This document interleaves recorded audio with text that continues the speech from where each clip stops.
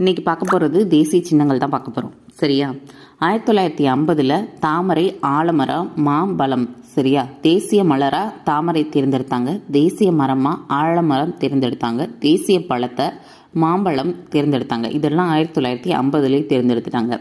அடுத்து தேசிய பறவைக்கு மயிலை தேர்ந்தெடுத்தாங்க முருகன்டேந்து. சரியா? 1900 அருமையாக முன்னேறதுக்காக 1963 புலியை தேர்ந்தெடுத்தாங்க தேசிய விலங்கா இந்திய மக்கள்லாம் முன்னேறதுக்காக. ஏழை இந்திய மக்கள்லாம் முன்னேறதுக்காக 3 1973.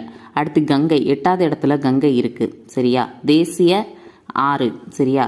2008. அதனால தான் 8வது இடத்துல கங்கை இருக்குது. பத்தலை, யானைக்கு எவ்வளோ தீனி வச்சாலும் பத்தலை, அதான் தேசிய பாரம்பரிய விலங்காக எடுத்தாங்க. பத்தலை, டால்ஃபின் எவ்வளோ அன்பு கட்டினாலும் நமக்கு பத்தலை, ஆச்சு ஊங்கில் அப்படின்னு சொல்லுவாங்க, அது தேசிய நீர் விலங்கு. 2012 லாக்டோபேசிலஸ். சரியா? அந்த தேசிய நுண்ணுயிரியை 2012 தேர்ந்தெடுத்தாங்க. அப்புறம் ஹாக்கி தேசிய விளையாட்டு, சாகா காலப்பிரிவை தேசிய நாற்காட்டி, தேநீர் தேசிய பானம், ராஜநாகம் தேசிய ஊர்வனம். தேங்க்யூ.